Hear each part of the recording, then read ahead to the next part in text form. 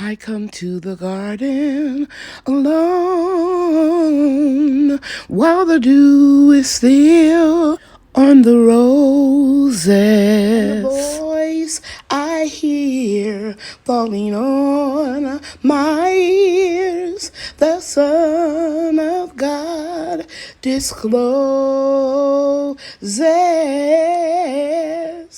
And he walks with me and he talks with me and he tells me I am his own.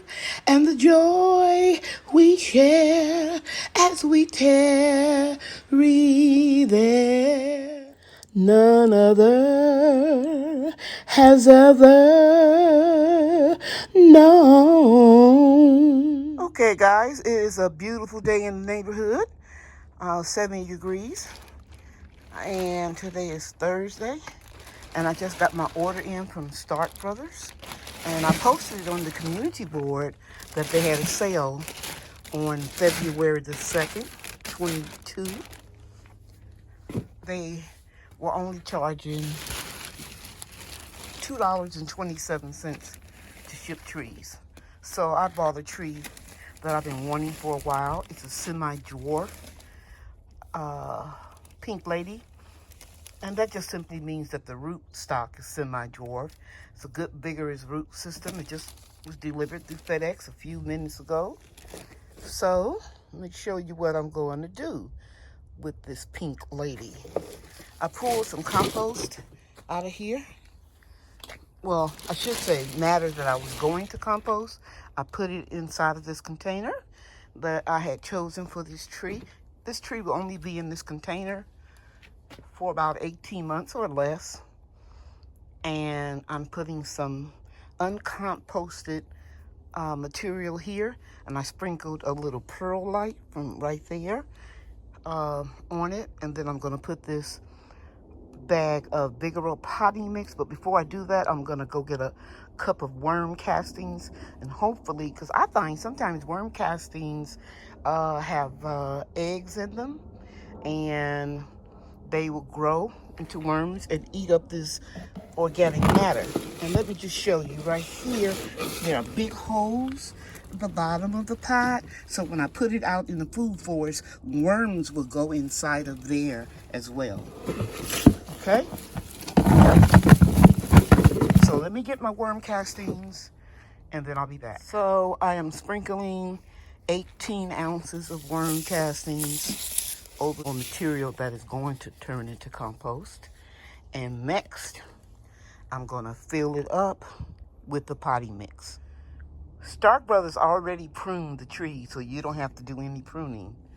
And I can tell that they removed all of the branches all along the trunk. And they even pruned the top at a 45-degree angle so that when rain hits it, the water will slide off and not penetrate the tree so much. So I'm gonna get this resting right here in a good position, and then I'll put the rest of the potting mix in that bag.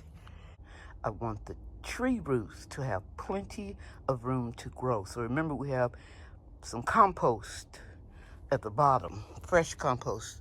So I want to leave a good space there. So I filled it up with soil, the potting mix, and keep in mind that you want to leave a little space so that, because I'll be adding more soil, because when I water it in real well, the potting mix is going to sink down. And I want to make sure that I keep enough room here so that I don't let the soil come above the graft. This is the graft right here, this line of demarcation. And if you're new to gardening and you don't know about fruit trees, trees are grafted onto a more durable stock, and you will be able to distinguish it very clearly because you can see the different texture where I'm pointing at, and also it'll even have a different color to it, okay? But this is done by farmers and nurseries that produce fruit trees to extend the life of your fruit tree. They were grafted to a fast-growing and a durable rootstock. I decided to add this pearl from Lady Cheryl in this video because I didn't know anything about trees were grafted to different rootstocks. So I'm just trying to help someone that may not be familiar with this technique. And you'll see little feeder roots coming out of the graft right there. See those where my thumb is? So you want to cover that up, but make sure you don't go above the graft. And then after I put more potting mix, I'm going to put leaves all across here, and I'll show you that later. So now I am slowly watering the tree, and I need to emphasize to you guys that I don't give my trees any fertilizer whatsoever the first year. Not even organic fertilizer. They don't need it because this is new potting mix and it has some fertilizer in it. The Pearl Life, don't fool yourself. It is enriched with Miracle Grow fertilizer. These are things that I learned all these years growing these fruit trees. You don't need to fertilize. So this tree won't get anything but water, leaves. I let the pot drain after I thoroughly watered it, and then I put a little bit more potting soil in here and just sprinkled a little perlite to facilitate drainage. And now I'm going to take these leaves that I saved when my grand angels Brian and Bria helped me chip them up in my leaf mulcher, and I'm just going to put these on top and spread it around, and that'll let it hold moisture. But make sure that you don't have too many leaves around the feeder roots right there, and that you don't have anything around the bark. So this is just enough. The last thing I'm going to do, and I won't show you that on video, I will mix just a little water to keep the leaves in place on windy days. Okay guys, here is another tip from Lady Cheryl. I like to call them pearls from Lady Cheryl. Okay, this is a Supreme Stella Cherry from Stark Brothers. It's on a, right there, you'll see, Dwarf. Okay? Now, I'm taking this tree out of the greenhouse because it's going to be 77 degrees today. So I'm opening the greenhouse up, and probably will take the extra layer of plastic down and lower the shade cloth, depending on how hot it gets. But this is what I want to show you in regards to grafts on trees. Now, you see this pot is a 7-gallon. I transplanted this bare root tree from Stark Brothers. It's a Stella Cherry. It doesn't need a pollinator. I have several. But they will cross-pollinate other cherry trees that I have. And you can see I planted comfrey in here because this won't be here after the spring.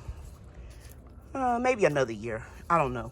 But anyway, let me draw your attention to the graft. You see the demarcation here?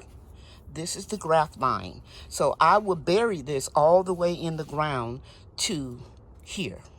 Now, you see growth coming out below the graft line. That's not good.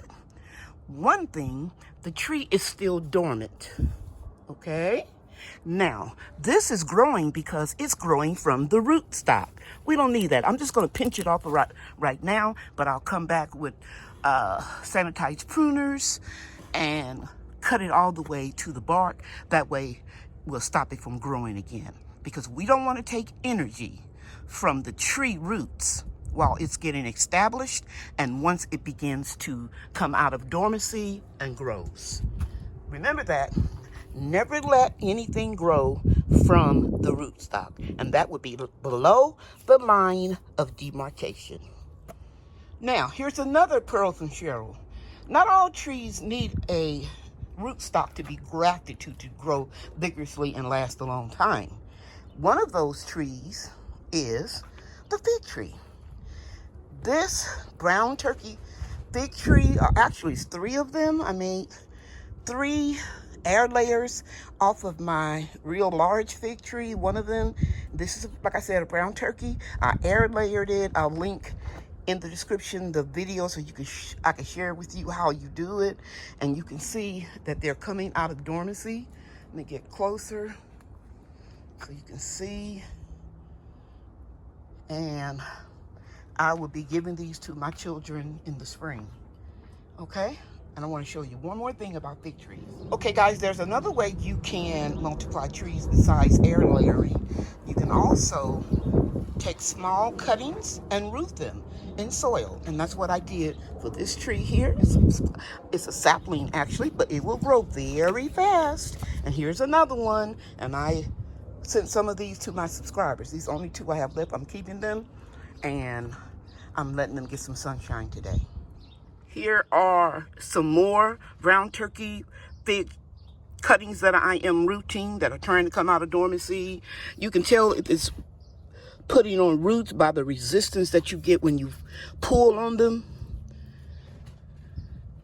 Some of them are rooting better than others. If they do well and they turn into a little tree like that, then I'll be giving some of those away as well.